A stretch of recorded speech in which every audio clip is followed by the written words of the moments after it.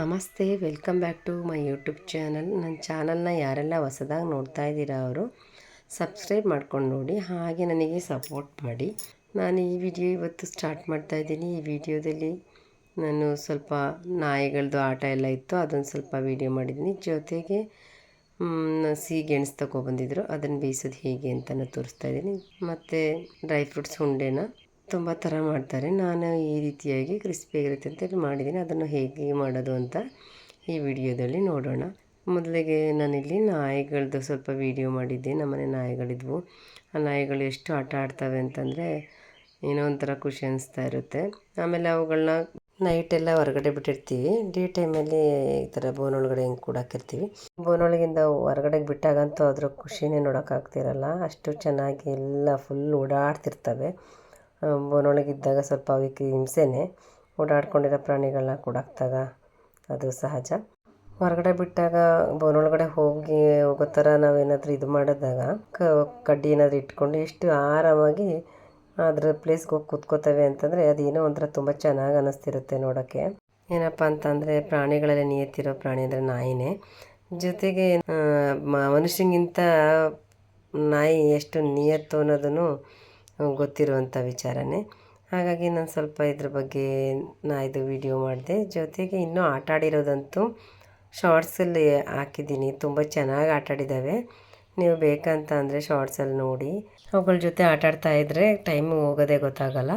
ಹಾಗಾಗಿ ನಾನು ಸ್ವಲ್ಪ ವಿಡಿಯೋ ಮಾಡಿಕೊಂಡೆ. ನಂತರ ಸಿಹಿಗೆಣಸು ತೊಗೊಂಡು ಬಂದಿದ್ದರು ಮನೇಲಿ. ಅದನ್ನು ನಾನು ಸ್ವಲ್ಪ ಬೇಯಿಸ್ಕೊಳ್ಳೋಣ ಅಂಥೇಳಿ ಯಾವ ರೀತಿ ಬೇಯಿಸೋದು ಅಂಥೇಳಿ ತೋರಿಸ್ತಾ ಇದ್ದೀನಿ. ನಾನಿಲ್ಲಿ ಸಿಹಿಗೆಣಸನ್ನ ನೀಟಾಗಿ ಇಲ್ಲಿ ನೋಡಿ ಇಲ್ಲೆಲ್ಲ ಈ ರೀತಿಯಾಗಿ ತುಂಬ ಮಣ್ಣಿತ್ತು, ನೀಟಾಗಿ ಮಣ್ಣು ಹೋಗೋವರೆಗೆ ತೊಳೆದು ನೀಟಾಗಿ ಇಟ್ಕೊಂಡಿದ್ದೀನಿ. ಇವಾಗ ನಾನೊಂದು ಪಾತ್ರೆಗೆ ನೀರು ಕಾಯಕ್ಕಿಟ್ಟು ಆ ಪಾತ್ರೆ ಒಳಗಡೆಗೆ ನಾನಿಲ್ಲಿ ಹುಲ್ಲು ಹಾಕಿದ್ದೀನಿ. ಸ್ವಲ್ಪ ಒಬ್ಬೊಬ್ಬರು ಅರ್ಶಿನದ್ದು ಎಲೆ ಇದ್ದರೆ ಅದನ್ನು ಕೂಡ ಹಾಕಿ ಬೇಯಿಸ್ತಾರೆ, ಚೆನ್ನಾಗಿರುತ್ತೆ ಅಂತೇಳಿ. ನನಗೆ ಅದು ಎಲೆ ಇರಲಿಲ್ಲ, ಹಾಗಾಗಿ ನಾನು ಹುಲ್ಲೇ ಹಾಕ್ತೆ. ಮತ್ತು ಇಲ್ಲಾಂದರೆ ಕಡ್ಡಿನೂ ಕೂಡ ಹಾಕ್ತಾರಂತೆ ಕೆಳಗಡೆ. ಆ ಥರ ನಾನು ಕಡ್ಡಿನ ಹಾಕಕ್ಕೆ ಹೋಗಲಿಲ್ಲ. ಇದೇ ಹುಲ್ಲೇ ಸ್ವಲ್ಪ ಚೆನ್ನಾಗಿರುತ್ತೆ ಅಂತೇಳಿ ಇದನ್ನೇ ಹಾಕಿ ಒಂದು 10-15 ನಿಮಿಷ ಬೇಯಿಸ್ಕೊಂಡೆ. ಇದನ್ನು ಗೆಣಸನ್ನ ತುಂಬ ಥರ ವಿಧಾನದಲ್ಲೂ ಬೇಯಿಸ್ತಾರೆ. ಇಡ್ಲಿ ಬೇಯಿಸ್ತೀವಲ್ಲ ಆ ಥರ ಸ್ಟೀಮಲ್ಲೂ ಕೂಡ ಬೇಯಿಸ್ತಾರೆ. ವಿಜಲ್ ಕೂಗ್ಸಿದ್ರು ಚೆನ್ನಾಗಿರುತ್ತೆ ಅಂತೇಳಿದ್ರು. ಅದು ವಿಜಲ್ ಆದರೆ ಏನಾದರೂ ಚೆನ್ನಾಗಿ ಅನಿಸಲ್ಲ. ನನಗೆ ಓಪನ್ನೇ ಇಷ್ಟ ಅಂತೇಳಿ ಪ್ಲೇಟ್ ಮುಚ್ಚಿದ್ದೆ ಸ್ವಲ್ಪ ಹೊತ್ತು ಅಷ್ಟೇ. ನೋಡಿ ಈಗ ಆಲ್ರೆಡಿ ಬೆಂದಿದೆ. ಹೇಗೆ ನೋಡೋದಪ್ಪ ಅಂತಂದರೆ ಈ ಥರ ಚಾಕ್ ಸಹಾಯದಿಂದ ಈ ಥರ ನೋಡಿದ್ರೆ ಗೊತ್ತಾಗ್ಬಿಡುತ್ತೆ. ಅದಾದ ನಂತರ ನೋಡಿ ನಾನಿಲ್ಲಿ ಸುಡ್ತಾ ಇತ್ತು, ಒಂದು ಪ್ಲೇಟಿಗೆ ತೆಗೆದಿಟ್ಟಿದ್ದೀನಿ. ಈ ರೀತಿ ಎಲ್ಲ ಸಿಪ್ಪೆಲ್ಲ ಬಿಡಿಸ್ಕೋಬೇಕು. ಅದನ್ನು ಒಂದು ಕಡೆಯಿಂದ ಎಲ್ಲ ಒಂದು ಸ್ವಲ್ಪ ತಣ್ಣಗಾಗಿಬಿಟ್ಟು ಬೇಕಾದ್ರೆ ಬಿಡಿಸ್ಕೊಳ್ಳಿ. ನಾನು ನೋಡಿ ಎಷ್ಟು ಬಿಡಿಸಾದ್ಮೇಲೆ ಎಷ್ಟು ಚೆನ್ನಾಗಿ ಕಾಣಿಸ್ತಾ ಇದೆ. ಇದನ್ನು ಹಾಲು ಮತ್ತು ಸಕ್ಕರೆ ಅಥವಾ ಬೆಲ್ಲ ಹಾಕ್ಕೊಂಡು ತಿಂತಾರೆ. ನಾನಿಲ್ಲಿ ಆ ಥರ ನಂಗೆ ಹಾಲು ಇಷ್ಟ ಆಗಲ್ಲ, ಹಾಗಾಗಿ ನಾನಿಲ್ಲಿ ಸಕ್ಕರೆನ ಹೆಚ್ಕೊಂಡು ತಿಂತಾಯಿದ್ದೀನಿ. ತುಂಬಾ ಚೆನ್ನಾಗಿ ಅನ್ನಿಸ್ತು. ಆದರೆ ಇನ್ನು ಚಿಕ್ಕ ವಯಸ್ಸಲ್ಲಿ ತಿಂದಷ್ಟು ಸ್ವೀಟ್ ಅನ್ನಿಸ್ಲಿಲ್ಲ. ನಾನು ತುಂಬ ಚಿಕ್ಕದಿದ್ದಾಗ ನಂಗೆ ಹಸಿದು ತುಂಬಾ ಇಷ್ಟ. ಹಸಿದನ್ನು ಒಂದು ಪೀಸ್ ತಿಂದು ಇದನ್ನು ಬೇಯಿಸ್ಕೊಂಡಿದ್ವಿ. ಈ ಥರ ನಾನು ಈ ರೀತಿಯಾಗಿ ತಿಂದೆ. ಇದನ್ನು ಚಿಕ್ಕದಾಗಿ ಕಟ್ ಮಾಡಿಕೊಂಡು ಕೂಡ ಪಲ್ಯ ಮಾಡಿದ್ರೆ ತುಂಬ ಚೆನ್ನಾಗಿರುತ್ತೆ. ನೀವು ಬೇಕಾದರೆ ಮಾಡಿ ನೋಡಿ. ನಾನು ಸ್ವಲ್ಪನೇ ಗೆಣಸಿತ್ತು ಅಂತೇಳಿ ಬೇಯಿಸ್ಕೊಂಡೆ. ಲೈಟಾಗಿ ಆ ಥರ ಖಾರ ಎಲ್ಲ ಹಾಕ್ಕೊಂಡು ಮೆಣಸಿನ್ಕಾಯಿ ಹಾಕ್ಕೊಂಡು ಮಾಡಿಕೊಂಡ್ರು ಚೆನ್ನಾಗಿರುತ್ತೆ. ನಾನು ಈ ರೀತಿಯಾಗಿ ಈ ವಿಡಿಯೋನು ಕೂಡ ಹಾಗೆ ಮಾಡಿದ್ದೆ.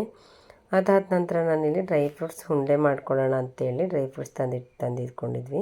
ಈಗ ನಾನು ಡ್ರೈ ಫ್ರೂಟ್ಸ್ ಉಂಡೆ ಹೇಗೆ ಮಾಡೋದು ಅಂತ ತೋರಿಸ್ತಾ ಇದ್ದೀನಿ. ನಾನಿಲ್ಲಿ ಇಲ್ಲೆಲ್ಲ ಈ ಥರ ಡ್ರೈ ಫ್ರೂಟ್ಸ್ಗಳನ್ನ ಜೋಡಿಸಿ ಇಟ್ಕೊಂಡಿದ್ದೀನಿ. ನಾನು ಒಟ್ಟಿಗೆ ಒಂದು 10 ಐಟಮ್ ಇದೆ.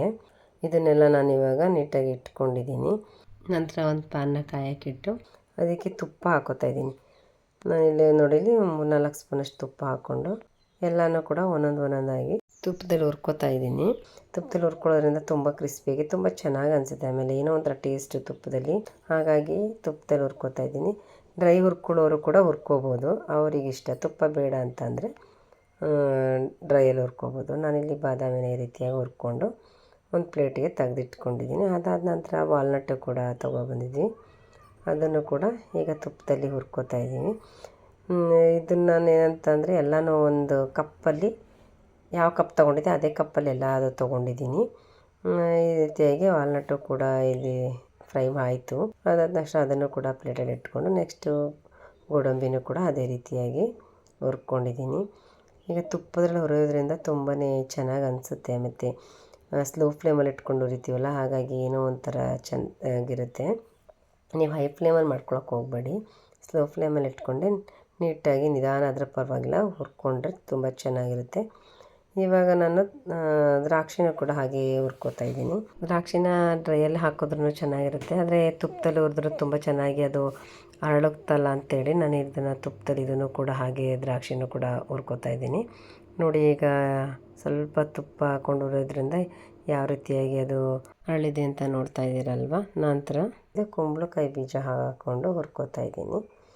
ಮತ್ತು ಜೊತೆಗೆ ಅದ್ರ ಜೊತೆನೇ ಸ್ವಲ್ಪ ಹುರಿದಾದ ನಂತರ ಸನ್ಫ್ಲವರ್ ಸೀಡ್ಸು ಕೂಡ ಹಾಕ್ಕೊಂಡಿದ್ದೀನಿ. ಮತ್ತು ಇಲ್ಲಿ ಅಗಸೆ ಬೀಜನೂ ಕೂಡ ಸ್ವಲ್ಪ ಹಾಕ್ಕೊಂಡಿದ್ದೀನಿ.